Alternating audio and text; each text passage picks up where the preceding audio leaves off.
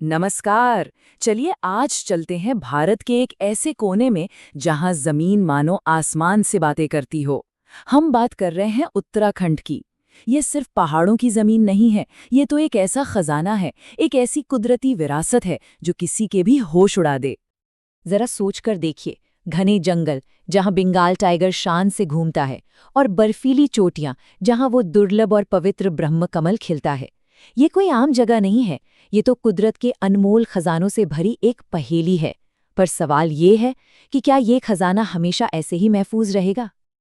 हाँ, इस सारी खूबसूरती के पीछे ना एक बहुत बड़ा और गंभीर सवाल छुपा हुआ है। क्या ये अनमोल विरासत जिस पर हम इतना नाज करते हैं, वो किसी बड़े खतरे की जद में है? इसी सवाल की तह तक आज हम जाएंगे। तो आखिर उत्तराखंड में ऐसा क्या है जो इसे इतना खास बनाता है? इसकी सबसे बड़ी खासियत है यहाँ के इकोसिस्टम की जबरदस्त वैरायटी। आप सोचिए, गर्म ट्रॉपिकल मैदानों से लेकर बर्फ से ढकी ऊंची ऊंची चोटियों तक। ये एक वर्ल्ड क्लास बायोडाइवर्सिटी हॉटस्पॉट है, जहाँ जिंदगी अपने हर रंग में नजर आती है। ये समझने के लिए कि दांव पर क्या लगा है, हमें पहले उन खजानों को देखना होगा जो इन पहाड़ों ने अपने अंदर छिपा रखे हैं। तो चलिए एक वर्चुअल सफर पर निकलते हैं, नीचे तलहटी से लेकर ऊपर चोटियों तक। जैसे जैसे हम ऊंचाई की तरफ बढ़ेंगे, हम अलग अलग लाइफ जोन से गुजरेंगे। इसे आप कुदरत की एक मल्टी स्टोरी बिल्डिंग की तरह समझ सकते हैं, जिसकी हर मंजिल पर अलग अलग तरह के पेड़ पौधे और जानवर रहते हैं। तो शुरू करते हैं सबसे निचली मंजिल से। हमारा सफर शुरू होता है सबसे निचले लेवल से। यहाँ आपको मिलेंगे साल और सागौन के घने जंगल। और हाँ, यही वो जगह है जहाँ शानदार बंगाल टाइगर और विशाल एशियाई हाथी जैसे जानवर रहते हैं। ये उनका घर है। अब थोड़ा और ऊपर चलते हैं। यहाँ पहुँचते ही जंगल का पूरा नज़ारा ही बदल जाता है।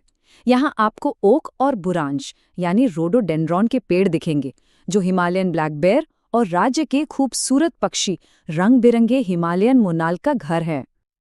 और अब हम पहुंच गए हैं सबसे ऊंची चोटियों पर। यहाँ इन मुश्किल हालात में पवित्र ब्रह्म कमल जैसे बेहद दुर्लभ फूल खिलते हैं। और इन्हीं बर्फीले इलाकों में वो रहस्यमयी स्नो लेपर्ड यानी हिम तेंदुआ घूमता है। तो सवाल उठता है कि इस कीमती कुदरती खजाने की हिफाजत कौन कर रहा है? जवाब है प्रोटेक्टेड एरियाज का एक बहुत बड़ा नेटवर्क। ये नेशनल पार्क्स और सैंक्चुरीज इन जंगलों और वन्य जीवों के गार्डियन यानी रखवाले बनकर खड़े हैं, जो इन्हें हर खतरे से बचाते हैं। आपको पता है, इस राज्य का एक बहुत बड़ा हिस्सा संरक्षित है। मिसाल के तौर पर जिम कॉर्बेट, जो भारत का सबसे पुराना नेशनल पार्क है और टाइगर्स का तो गढ़ माना जाता है। फिर है राजाजी, जो हाथियों के संरक्षण का एक बड़ा हब है। और नंदा देवी और फूलों की घाटी, अरे इनकी खूबसूरती तो इतनी कमाल की है कि यूनेस्को ने इन्हें वर्ल्ड हेरिटेज साइट का दर्जा दिया है। देखिए, कंजर्वेशन यानी संरक्षण के दो मेन तरीके होते हैं। एक है इन सीटू, जिसका मतलब है जानवरों पौधों को उनके नेचुरल घर में ही बचाना, जैसे कि नेशनल पार्क्स में होता है। और दूसरा है एक्स सीटू, जैसे कि जू और सीड बैंक, जो एक तरह से बहुत जरूरी बैकअप प्लान का काम करते हैं। लेकिन इन सारी कोशिशों के बाद भी ये जन्नत जैसी जगह चारों तरफ से बहुत ज्यादा दबाव में है। अब बात करते हैं उन मुश्किलों की जिनका ये इलाका आज सामना कर रहा है। यहाँ जो खतरे हैं ना, वो दो तरफ से आ रहे हैं। एक तरफ तो है इंसानी दबाव, खेती और इंफ्रास्ट्रक्चर के लिए जंगलों की कटाई, अवैध शिकार। और दूसरी तरफ है कुदरत की अपनी ताकतें, जैसे अचानक आने वाली बाढ़, बादल फटना और लैंडस्लाइड्स, जो इस सेंसिटिव जोन के लिए एक परमानेंट खतरा बने हुए हैं। इस खतरे की गंभीरता को अगर समझना हो तो बस ये एक आंकड़ा ही काफी है। ये 2013 की उस भयानक बाढ़ और लैंडस्लाइड में हुई मौतों का अंदाजा है, जिसे लोग अक्सर हिमालयन सुनामी भी कहते हैं। और परेशानियां यहीं खत्म नहीं होती। क्लाइमेट चेंज, बढ़ता हुआ पोल्यूशन और इंसानों और जंगली जानवरों के बीच खाने पीने और जमीन को लेकर बढ़ता टकराव, ये सब मिलकर इन खतरों को और भी ज्यादा बढ़ा रहे हैं।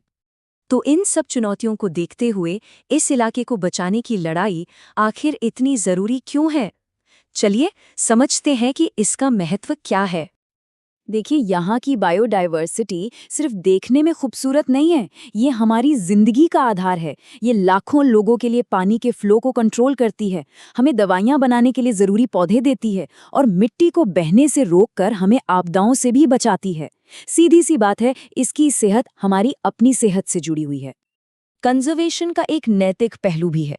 ये सोच कहती है कि हर जीव, हर पेड़ पौधे को जीने का हक है, सिर्फ इसलिए क्योंकि वो मौजूद है, चाहे वो हमारे किसी काम आए या ना आए।